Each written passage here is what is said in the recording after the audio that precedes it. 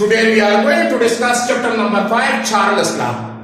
Jacques Charles 1787 में उसने volume और टेम्परेचर के रिलेशनशिप को स्टडी किया। उसके मुताबिक volume is directly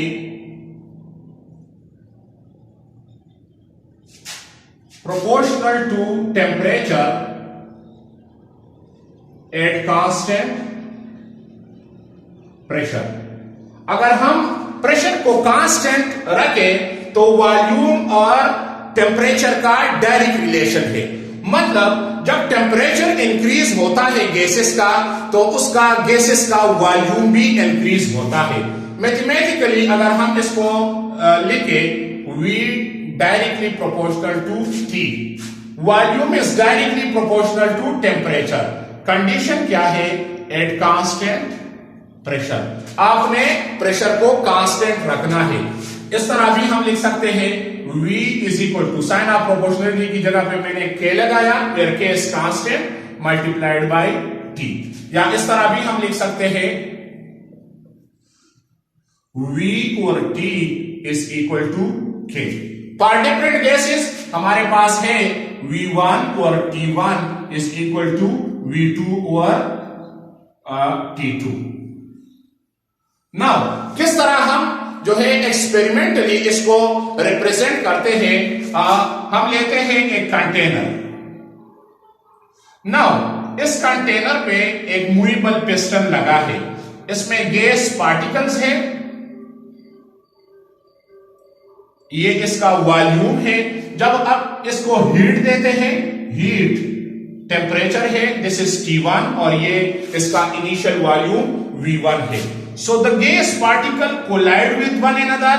gas particle एक दूसरे के साथ टकराते हैं and with the wall of container, और कंटेनर के वॉल से भी टकराते हैं। So it put pressure on the piston.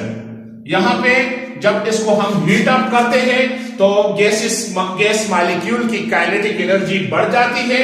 तो जो हमारे साथ ये स्पेस है और जो मूवेबल पिस्टन है इट मूव अप। रिजल्ट में जो है वॉल्यूम इंक्रीज हो जाता है। दिस इज T2 और ये इसका वॉल्यूम है। इसका मतलब ये है कि जब हम टेम्परेचर इंक्रीज करते हैं तो इसका वॉल्यूम, गैसेस का वॉल्यूम भी इंक्रीज होता है। नाउ ग्राफिकली हमने किस तरह इसको रिप्रेजेंट करना है?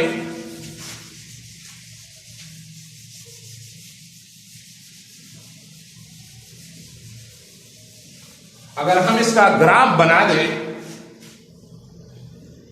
हम लेते हैं टेम्परेचर वर्सेस वॉल्यूम।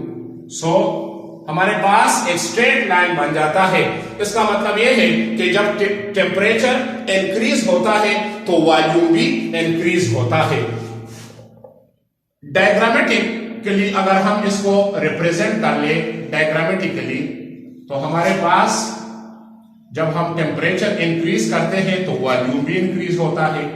इसी तरह T2 V2, T3 V3, T4 इसी तरह V4। मतलब इसका यह है कि जब हम टेम्परेचर इंक्रीज करते हैं तो उसका वॉल्यूम भी इंक्रीज होता है। सो चार्ल्स लॉ के मुताबिक volume is directly proportional to temperature. Means temperature increase होता है तो गैसेस का वॉल्यूम भी इंक्रीज होता है। So this is about Charles law.